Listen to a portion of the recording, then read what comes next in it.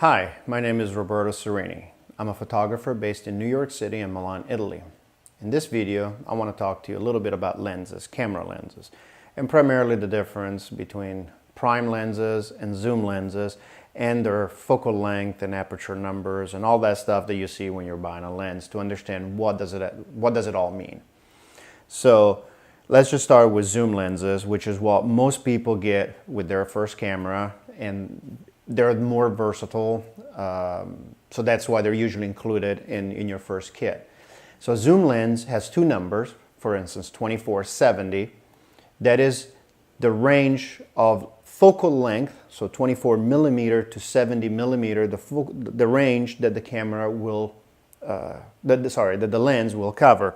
For instance, the Canon 2470 goes from 24 millimeter when it's fully retracted to 70 millimeter when fully extended.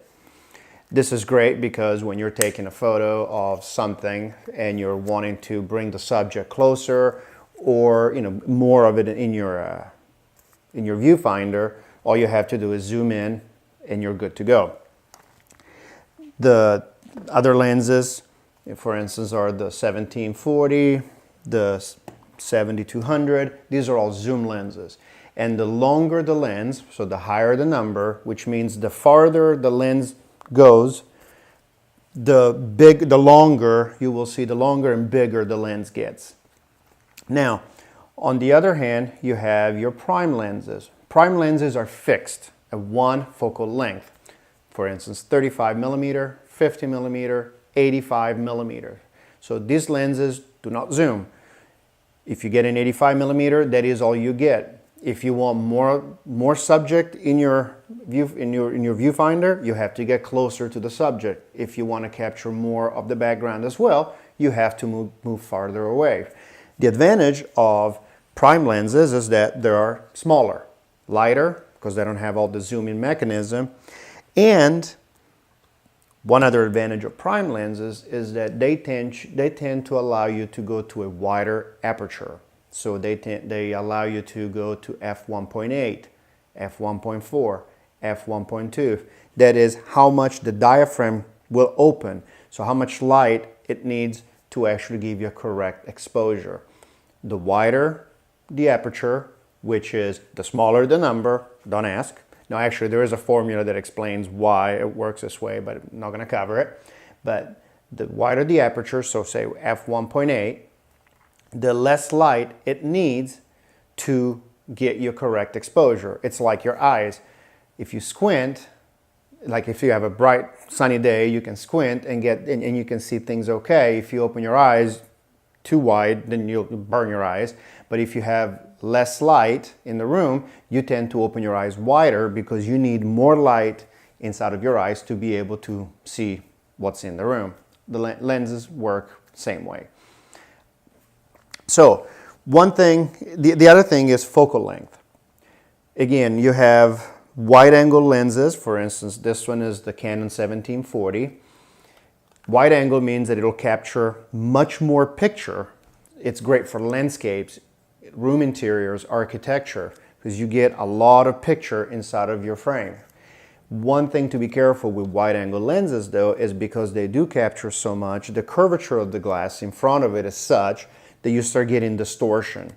Try it if you have a wide angle lens, or if you go to a store and try one, take it and, for instance, focus on a person, get a person in front of you, and then start moving the camera like this, and you'll see you'll see their head getting bigger, smaller, the legs getting longer.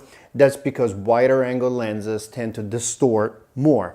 So you have to be a little bit careful. Now for landscapes, it's not a big deal because usually it's what you're photographing is so far away that you won't see that much distortion. But as you get closer to the subject, it will distort. So just be careful with it. On the other hand, long lenses like the 7200, and as you can see, being 7200, it's a long lens. What they allow you to do, they allow you to capture a subject that's farther away, because I can bring it in closer, because I can zoom in closer to the subject on the 200 side, and they don't distort as much. For instance, that's why a lot of people for portraits like to use 85 millimeter lenses compared to say 35 millimeters, because when you try the 35 millimeters, the 50 millimeters it's okay too, but you still have to be careful, because as you raise the camera up and down or around the subject, you can tend to distort the face by, for instance, making the nose bigger, the side of the face. I mean, you do have to be careful. Whereas when you start getting up into the 85 millimeter or higher, they tend to do what's called compress the image, so you can get you're more flexible as to where you put the camera as compared to the subject. You still will get some distortion, so always keep that in mind, but you will see that it's a lot more forgiving. So I hope this has provided you some good information about lenses and the difference between prime lenses, zoom lenses, and focal length of the lens. If you do have any questions, feel free to contact me at info@robertoserini.com, and please check out some of my tutorials at robertoserini.com/tutorials. Ciao!